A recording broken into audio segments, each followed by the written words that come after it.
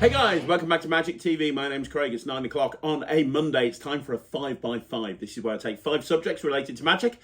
I spend 5 minutes talking about each subject and then move on to the next subject. It's always quick, it's always snappy, and you never know what you're going to get. And today, this week, on this week's 5x5, we're going to do something a little bit different. A lot of people have been asking me to talk about my 5 favourite tricks from various different magicians. And I thought that what would be an interesting way to do this would be to actually play you my 5 favourite tricks from a particular magician and talk about why I like them so much and why I like that particular magician. We're trying this for the first week on this week's 5x5. If you like it, then please let me know and we'll do it again. We'll do it again on next on a future 5x5. But what better way to start a 5x5 like this than looking at Paul Daniels, who is an absolute legend. I'm sure everybody who's watching this knows Paul Daniels. His influence on the magic community, his influence on magic was unprecedented. As somebody who was born in 1976, I grew up watching Paul Daniels and, watching the Paul Daniels show and later Secrets. And I saw him live a few times, which was an amazing experience. And Paul Daniels, a lot of people remember him as a comedy magician because obviously he did a lot of comedy magic, but it baffles the mind when you think about the sheer amount of magic that man had to learn, because he was always on TV, on prime time, on BBC. His magic show was always on year after year, but outside of that, he was always performing at live events. He was always doing TV spots on other TV shows as well, and he was always doing something different. The amount of magic that man had to learn, and I don't know because I've never run my own TV show or had my own TV show, but I can imagine he had very little time to learn that and to turn it round. I imagine he was really under pressure a lot of times. And one thing that really impresses me is the sheer amount of magic that he must have learned. And a lot of people forget that Paul Daniels, as well as being an incredible comedy magician, was also a very accomplished sleight of hand magician. He was very accomplished at close-up magic. He was very accomplished at stage magic. I've made the decision to talk about my 5 favourite tricks and not include any of the illusions. Now, there's some amazing illusions that Paul Daniels has performed over the course of his career, and maybe I'll do another video where I specifically look at my favourite illusions that Paul Daniels has done. But I wanted to talk more about other stuff. I wanted to talk more about not stage illusions, but instead close-up and stand-up routines that he's done that I think really kind of are... they showcase just how much of a versatile performer that Paul Daniels is. And these are all routines. I spent a long time researching into this, and these are all routines that I remember him doing from when I was a kid. And obviously I've seen him perform many, many times, but the 5 tricks that I'm actually going to be talking about and showcasing to you are 5 routines that I remember him doing when I was a kid and watching him on TV. With that being said, we're going to look at the top 5 Paul Daniels tricks, the 5 tricks that Paul Daniels did on TV that I think every magician should watch and learn from.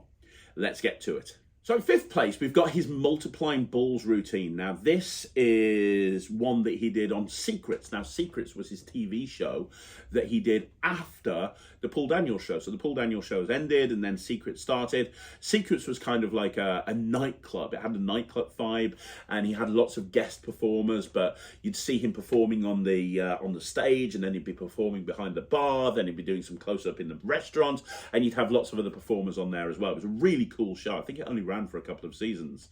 I think I loved Secrets. I loved Secrets even more than the Paul Daniels show. I think I was a magician when Secrets came on, and I had a real passion for magic, so I could appreciate a lot of the stuff that he did. And I remember some of my favourite tricks, like the Houdini escape, El Duco's Houdini escape, there and back again by David Regal. Routines like that, they all, I remember seeing them first on Secrets. Anyway, the first routine I'm going to be talking about is his multiplying balls routine. Now, you don't think about Paul Daniels and multiplying balls But it just shows the skill that this man had. He didn't always exhibit it because he was put into situations where he was doing something that maybe didn't require as much sleight of hand ability, and he had to vary up what he was doing. But his multiplying balls routine is a pure example of sleight of hand. And what I love is Paul Daniels had a very distinct style, and I've never seen anyone perform the multiplying balls the way that Paul Daniels does. A lot of times people do it to music, or if they don't do it to music, it's very fast-paced. You know, you see a lot of people do it fast-paced.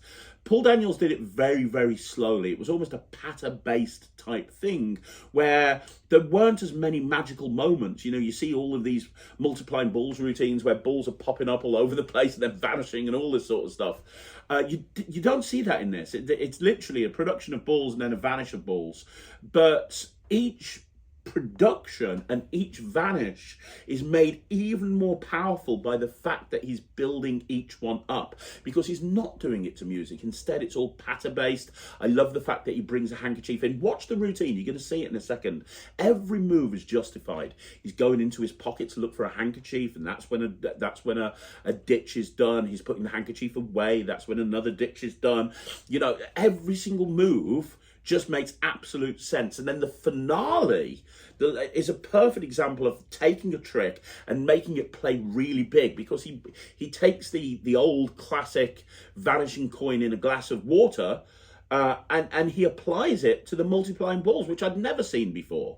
And bringing Debbie McGee on as an assistant with the glass, and having that final moment where you can hear the ball drop into the glass and you hear it go into the water and then it vanishes when you pull the handkerchief away. It's a really great way to make that final that final ball vanish. I've seen a lot of people do the multiplying balls and the final ball just kind of is a bit anticlimactic. It's like, hey, look at the last one's gone, thank you very much.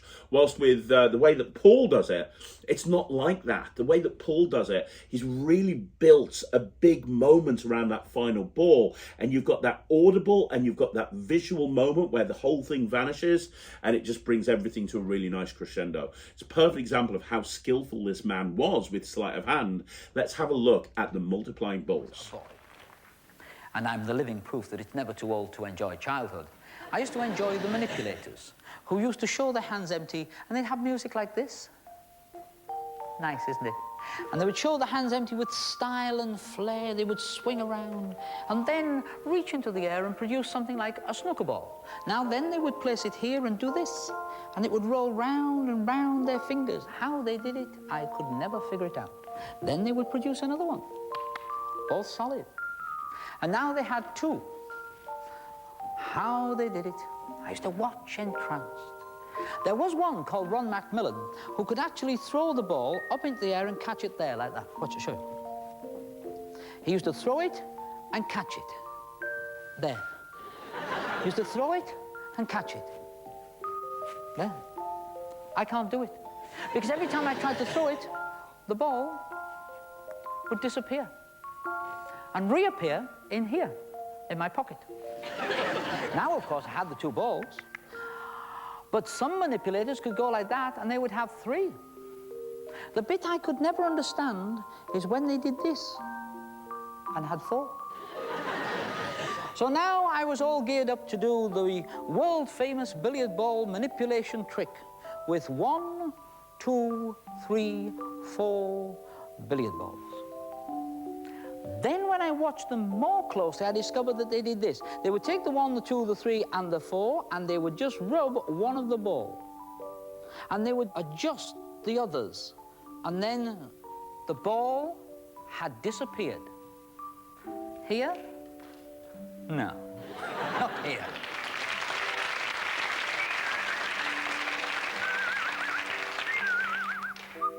What I thought I could do was when they had, where is it? A handkerchief. And they would take the handkerchief and cover the balls like so. Now, of course, underneath here, they had 3 balls, 1, 2, 3, and then they would go, and one had gone. Now, not here. So now they only had the 2 balls left. And of course this.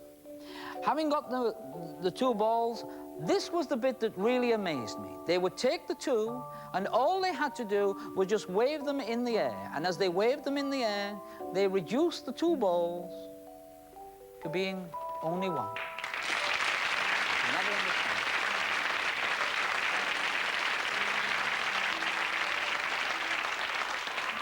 Oh, by the way, the last ball, I tried. I stroked it just as they had before, nothing.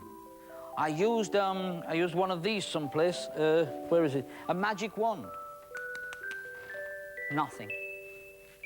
So I realized what was missing was what they all had: a beautiful assistant. Hello. Put this over your hand, Debbie.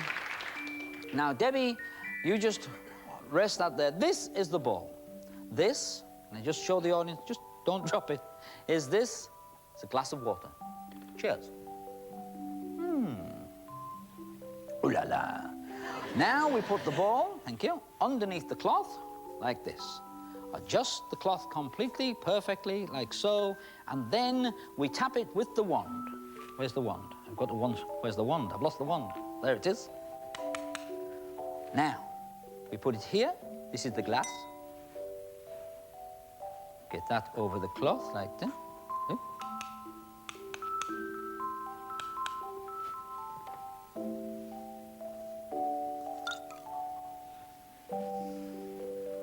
Now.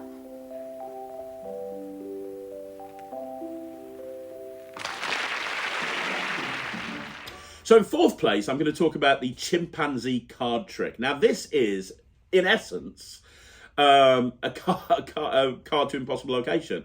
A card is signed and a corner is torn off and it vanishes and it appears in a plastic banana that you unzip and the card's in there. What made this routine very, very different is Paul was doing it to a couple of monkeys.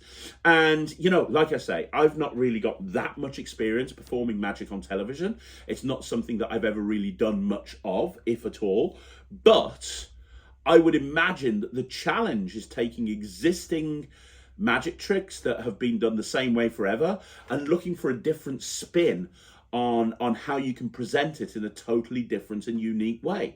And this is a perfect example of that. Hey, let's take a card trick and do it to a couple of chimpanzees.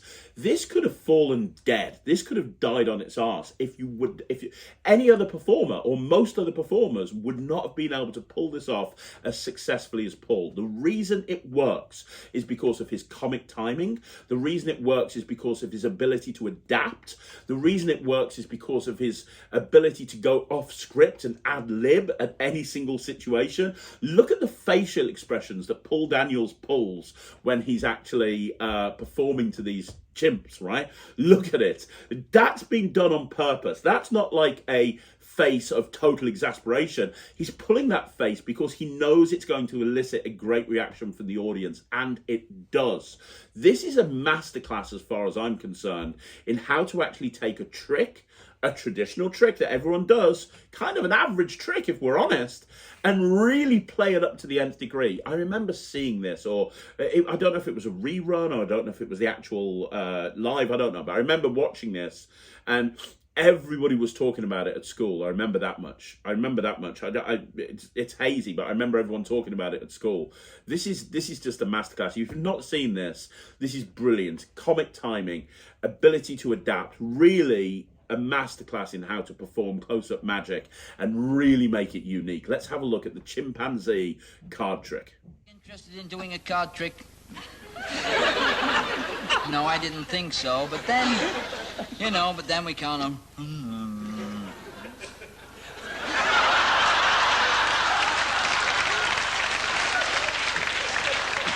can't all be lucky. Now, this is a card trick par excellence. That's look at that. That's absolutely... Hey, that's a custard pie. Seen a custard pie, haven't you? Yeah, of course you have. Now look at that instead of the custard pie. You're not really interested in this, are you? Well, I'll stuff it in your trifle. Think I care? Right. Any minute now, he's going to be eating the rules of... Will you not play with the props before we get to the thing? You do not dip snake baskets into your rice pudding. Right, now, here is a pack of cards, ladies and gentlemen, and we're going to shuffle the pack, and we're going to put the whole lot into here. Now, this is a top hat in miniature with a whole set of blocks in there as well. And what I'm... Pardon? Yes, in there. And what I'm... Will you not... What you doing? No, you do not wipe your face. You'll make it sticky. The cards will not come up. Don't put the milk jug in the rice pudding. Right, now, what we do is we're going to have a card chosen here, and I want you to just take a card. Hey, Betsy. Betsy, I'm over here. Watch my lips. Right. I want you to just take one card and one card only. Any card at all. That's the one. Right. Now, she's taking a card. I wonder if you would do me a favor, Fred. You're into the apples already, eh? Right, okay. Fred's into the apples. Now, Fred, here's a pen. This should be good. Would you take the pen, Fred? Yeah, that's the idea. Good boy. Now, just sign your name across the front of the card in order that we can verify it later. All right? Have you signed it? Oh, that's very good. Yes, you've also signed my finger, my palm. You signed everything. I hope you at home saw what the card was. The card was the four of spades. Would you like to check that that is the four of spades? That's the idea. And this is an amazing trick. We put the whole of the pack...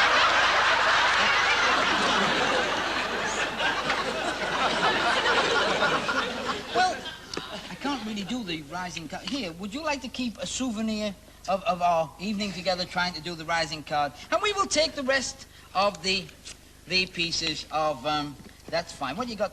Oh, gee. This, look what I did.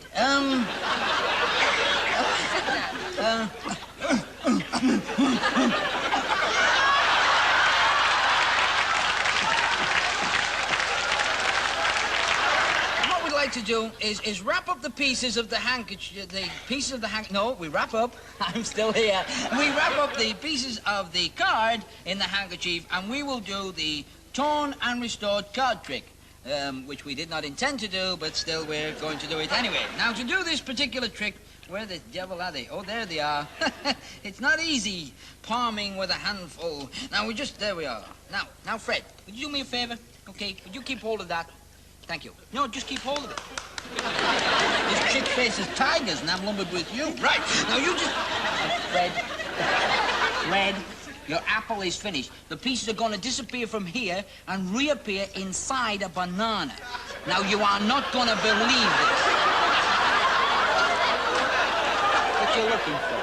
It's a trick with a banana. And what we do is we take the banana and the pieces vanish from here. Would you hold the pieces here? Thank you. What you doing? No, it will not reappear inside a grape, Fred.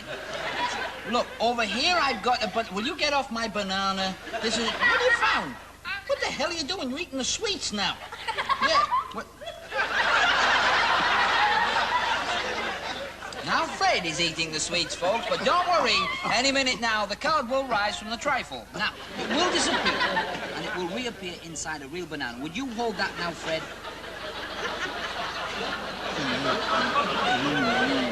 You hold that. No, you put that down there, and you hold that there, right?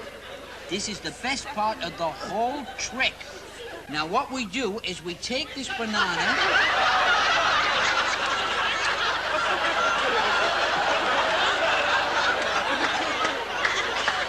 Take a banana. You've eaten a banana. You've eaten the damn banana, Betsy. Look at that. Well, I've got to tell you, ladies and gentlemen, that in fact we did have a spare banana. And this was really insurance because I didn't think that the only kind you guys wouldn't eat was this. This is a plastic one. And inside this plastic banana, if I can take it out, is... It's plastic, okay? Plastic. If I could talk to the animals, inside there is, in fact, not only a banana, but wrapped around the banana, there is a card, and the card is, of course, the four of spades. Yes, Fred. And if you just give me that souvenir, you'll find it this corner not only fits, but it does fit exactly. Now, Fred, I want you to be honest about this. Is that your signature?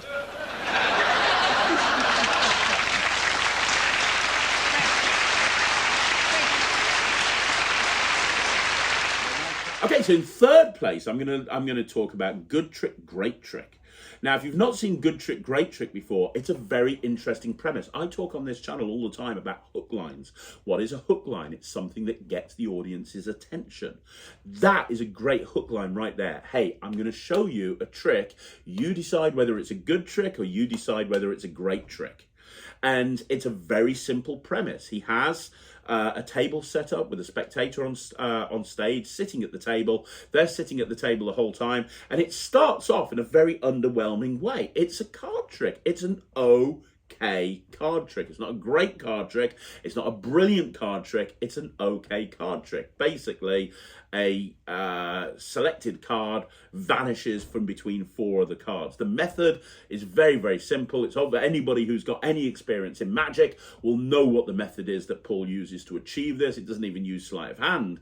But what he's doing is he's building up for a kicker finale, and I think that's really important sometimes. When you're looking at a routine or you're looking at an act, you need to look at the whole act as a whole, and sometimes putting something a little bit weaker in or not as strong as your other stuff to kind of start, because that's a performance over time. It's a roller coaster. There's ups and downs, highs and lows, peaks and valleys. There's ups and downs. You can't just go boom and keep it at level the entire time. The act structure and routine structure is really important. And what he's doing here is setting this guy up to go, yeah, it's a good trick. There's no way you describe that card trick as a great trick. But then the kicker ending, which I'm not going to say to you, just watch it, because I don't want to give it away if you don't know what this is. But the great trick that then comes after it is made even more impossible by the fact that they just didn't see it coming. They were led down the garden path. You know, they were led down the garden path of what we're seeing here as a card trick. So when Paul then says, well, let me show you a great trick, and what happens, you end up doing a double take. It's even more impressive than if Paul just went out and did that appearance. If he just went out and did it as a stage illusion and said, hey, I'm going to show you a stage illusion. Ta-da, look at this. You'd be like, oh, that's really good. But it's made even better by the fact that he had this build up to it that allowed him to then go, well, now let's do this. And it's like, oh my gosh, where did that come? I was just sitting there. What? It's like doing a chop cup and having a lemon go underneath the chop cup, except it's even more impressive because it's well, I'm not going to say anything. I'm not going to tell you what it is. If you've not seen it, this is another masterclass and another example of why Paul Daniels is such a great performer, was, rest in peace, such a great performer. Here it is. Good trick, great trick. What's your name? Mike, you have been pulled from the audience to take part in a mystery, a wondrous mystery. Did you know there's two different kinds of mystery and magic? Do you know that? No. Yeah. There's good ones and there's great ones, you know? Now, which would you prefer to see? A great one. Yeah, so would I, but we haven't got one of them. What we've got this instead. The card trick, all right? Where are you from? Reading. Reading, all right. Mike of Reading, watch carefully. I shall take out a few cards, okay? I'm taking them from the same part of the deck, but look, there's one missing. So what you do is you remove the missing one. Any picture card at all is what you take from the deck, preferably tonight. Mike has removed one. What do you do for a living, Mike? I'm an accounts clerk. An accounts clerk, yeah? Now, the rest are all different. You had a total free choice of this card. I shall place it there. Mike, that is your card. For the people at home, there it is, the Queen of Spades, okay? Right. Watch. 1, 2, your card, the Queen of Spades, the 3 of Hearts, the 4 of Diamonds. Testing your memory now, look, what was your card? The Queen of Spades. Vanish, and I am left with 1, 2, 3, 4 cards, and the Queen of Spades has gone completely.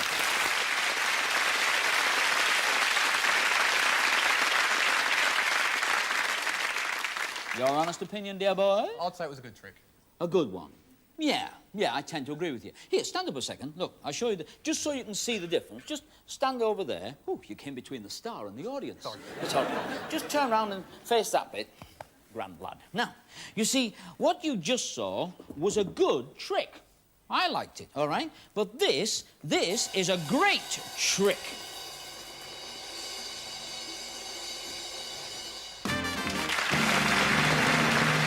Okay, so in second place, The second best trick that I ever saw Paul Daniels do on television is his rabbit from a hat routine.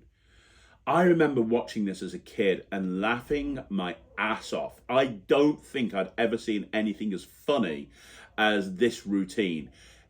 I mean, this is the sort of trick that a kid's entertainer or a family entertainer would bring the house down with.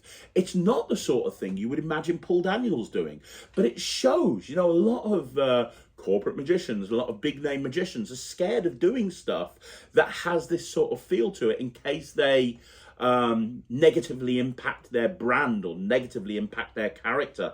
And I get that to a point, but this is a perfect example of how you can be silly and how you can be fun and how you can do stuff that's really designed for more of a family audience, and it doesn't take away from the fact of who you are or your brand or anything like that. And the routine itself is hilarious. There are so many wonderful moments. If you've not seen Paul Daniels' rabbit in the hat routine, the idea basically is you're producing a real rabbit. That's the routine. You're producing a real rabbit. But this is 8 minutes of pure, solid entertainment. I'm telling you right now, take any Got Talent show from anywhere in the world.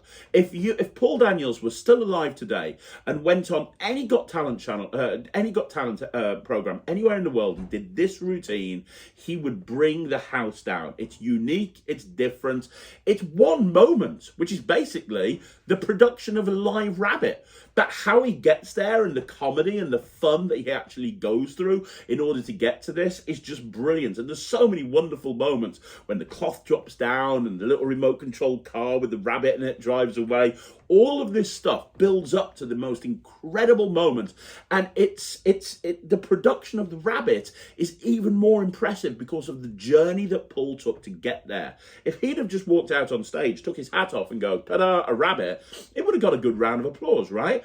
But the reason it got such a reaction as it did is because they thought that this was just one big giant joke. It was just one bit, and there was never going to be a production of a rabbit. So when the rabbit actually appears, it becomes even more impressive because they're not expecting it. And this is something that you see over and over again in Paul's career. If you go and watch his routines and you go and watch his tricks and you go and watch the way that he performs, you'll actually see this over and over again. This is a recurring narrative. You're in for a treat right now. If you haven't seen it, here it is, the rabbit in the hat routine. And the first trick that I'm going to talk about, was there going to be anything else? It's the chop cut routine. I considered not putting the chop cut routine in there. I've purposefully moved away from some of his more classic routines. Yes, I could have put the electric chairs in here. Yeah, I could have put a whole bunch of routines in here. And maybe I'll do another video like this in the future down the line. But I can't miss out the chop cup. I mean, the chop cup is considered a close-up trick, isn't it? Most people do it as a close-up trick. I do it as a close-up trick. But Paul Daniels proved that you can take a very small prop and you can play it to 1,000 people. And I'm sure, I don't know for a fact, but, I've watched Mark James perform. And Mark James does a chop cup routine that plays to 1,000 people as well. And I wouldn't be surprised if he was inspired by Paul Daniels and watching Paul Daniels, not in terms of the flow of Mark James's routine or the way that it's constructed, but just the fact that Paul was the first person that was able to turn around and say, you know what, I'm going to do chop cup, I'm going to do it to 1,000 people, and it's going to blow the roof off the building. It's a very, very simple routine. It could be in the wrong hands, it could be very complicated, because one thing you can see from Paul Daniels is he's very fast talking. I'm going to take the ball, I'm going to put it over here, it appears over there. If I take the ball and put it over here, there's a lot going on. And I've seen people try to replicate the style that Paul uses in this particular routine and really fail miserably. And I think that's something that you need to understand. You need to find your own voice. You need to find your own style. Don't just take Paul Daniels' style and make it your own. You need to find your own style, your own voice. That's really important.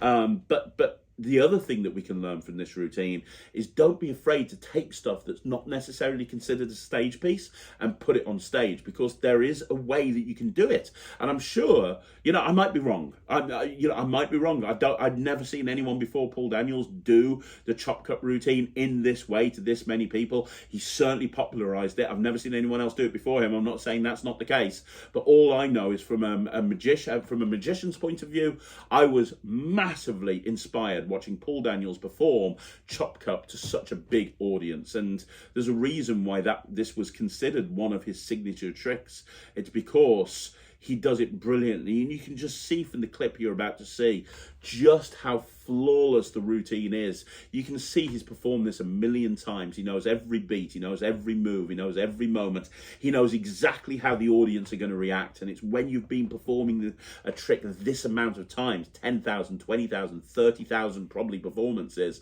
that you know every single thing about the trick inside out and back to front. You can even anticipate how the audience are going to react. If you've not seen it, it's a classic, and it is a masterclass in how to pack small and play big.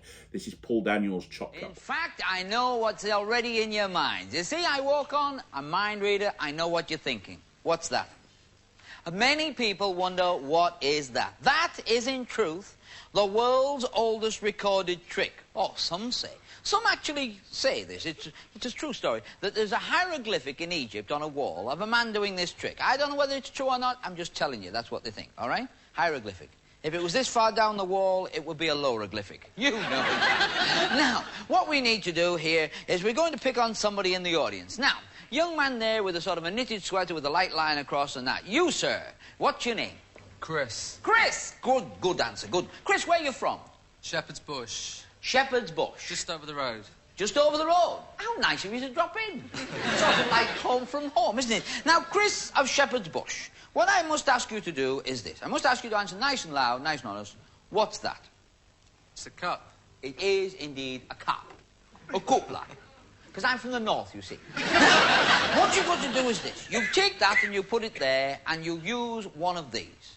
Now, I only use one cup and one ball. And all you have to do, Chris, is keep your eye on the little white ball. Now, Christopher, is that your full title? Yeah. Okay, Christopher, where is the ball? On top of the cup. You're wrong. It's on the bottom. The cup is upside down. Well. Years of skill and devotion. Perhaps my speed is baffling you, so I should give you another chance. I'll even put my hands in my pockets. Christopher of Shepherd's Bush, who is now desperately wishing he'd gone to see something else. Christopher, where's the ball? It's on the top of the cup. It's on top of the bottom of the cup. And the only time you should worry is if I sneak it into my left hand. Because if the ball's in my left hand, it's in my left hand. If it's not in my hand, it's under the cup. If it's under the cup, it's not in my hand at all. If it's in that hand, it could be in that. If it was in that, it could be up there. If it was up there, it could be down there. If it was in the pocket at the same time, it could be up there at the same time as on the cup. If the cup and the ball together, they can't be separate. Except they can't be together. If it's up there at the same time. Now, if the cup and the ball are separate and the cup is empty, you can't have the ball. You got the ball in the cup, you can't be in the pocket. In the pocket, you can't be in the can at the same time as on the cup. If, on the other hand, the ball and the cup are together, then the cup... You're not following this, are you? It's too fast. It's too fast. Too fast. Here is a television action replay.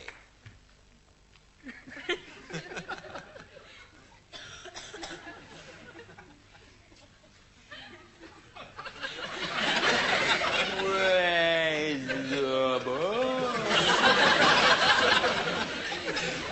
You're even nodding slowly, Chris. Where's the ball? It's in the cup. In the cup. Take it out, put it into my pocket. Where is it now? For £50.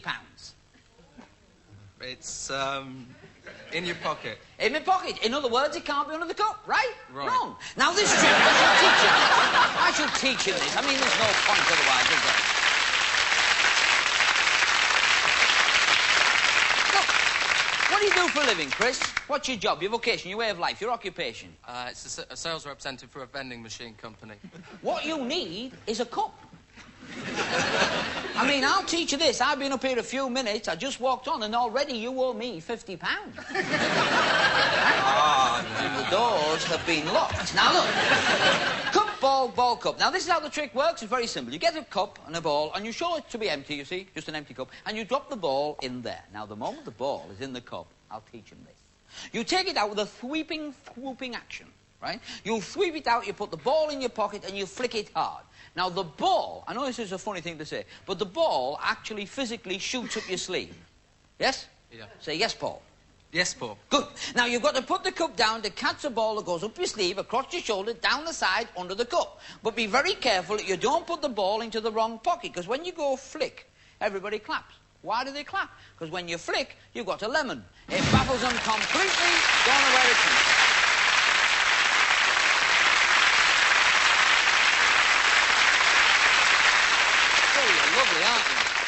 If you'll clap that, you'll go mad over the orange. I don't know where that... There you go, guys. That's another 5x5 in the bag. Now, a couple of questions here. Number one, did you like this format? Would you like me to do it again with another magician? If so, who? Let me know in the comments down below. Would you like me to do a follow-up video on Paul Daniels again and do another 5x5, but this time pick some, like, maybe larger scale routines that he's done? Or maybe you want me to do it on somebody else, like maybe, you know, a classic magician, like somebody like Wayne Dobson or David Copperfield? Or would you like me to do it on somebody that's, like, more current? It's up to you. Would you like me never to do this format again and stick to the normal 5x5s? Let me know in the comments down below. Now, don't forget, you want to see more videos like this, like the video, subscribe to the channel, leave a comment down below. I'm going to be back again tomorrow with another video. I'm going to be back all week with another video. And if you haven't already done so, please go and join the Netrix, www.thenetrix.com. That's www.thenetrix.com. You can go and check out what all of the fuss is about. And hey, you can learn my chop cut routine on there as well. I'll be back again soon. Thank you very much for watching. My name's Craig from Magic TV.